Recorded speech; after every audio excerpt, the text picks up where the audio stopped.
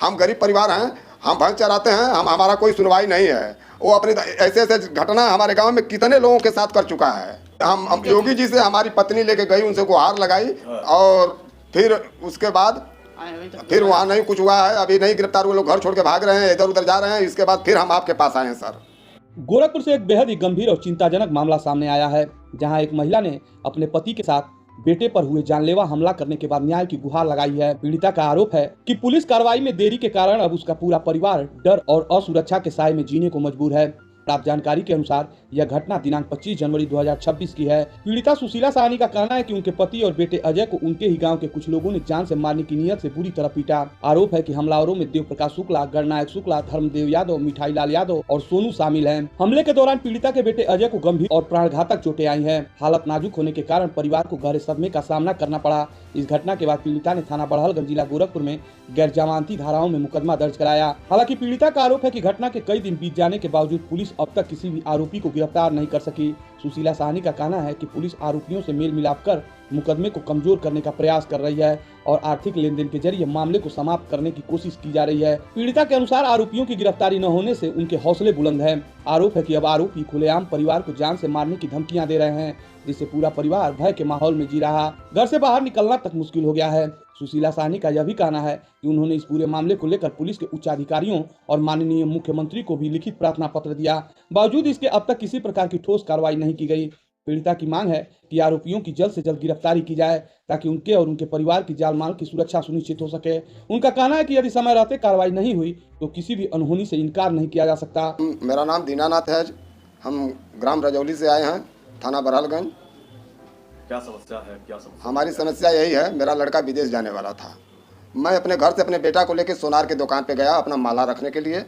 उसके बाद इधर से लोग जब बड़हल गया, मैं 45,000 रुपया लेके उसके दुकान से जब आ रहा था तो इधर लोग देव प्रकाश शुक्ला का घराना पूरा चारों तरफ से लोग इंतजार कर रहे थे। जब मैं लेके आया मोड़ पर, देव प्रकाश शुक्ला के मोड़ पर आया तो मेरे बेटे, उसका ड्राइवर बिहारी जिससे झगड़ा हुआ था, वो आके मेरे बेटा को गाड़ी के आगे खड़ा हो गया और उसको रोका और मेरे बेटे का एक कोट पकड़ के झूल गया और उसके बाद लगा फाइटिंग फाइटिंग। मैं उसको पकड़ते रह गया, वो मारा नहीं। तब तक उसके परिवार, उसके ड्राइवर के, उसके देव प्रकाश शुक्ला आ गया, ओम प्रकाश शुक्ला आया, गणनायक शुक्ला आ गया और सुनायक शुक्ला आया। उसके बाद मारते मारते सभी लोग गांव वाले देख रहे थे। उसके बाद मारते मारते गेट के अंदर लेके चला गया। अब जब गेट के अंदर लेके चला गया, मैं उसका हाथ जोड़ रहा था, गिड़गिड़ा रहा था, चिल्ला रहा था, लेकिन सुना नहीं। उधर से बंद कर दिया। अब जब गेट के अंदर गया, बस मेरा लड़का बेहोश हो गया। उसको घसीटते हुए लेके गया, कहा कि जहाँ सौदागर सिंह को मारा था उसी जगह इसको मारेंगे, और मार के वहाँ सुला दिया। वहाँ उसके कोट में कट्टा रख दिया, पैंट में 2 गोली रख दिया।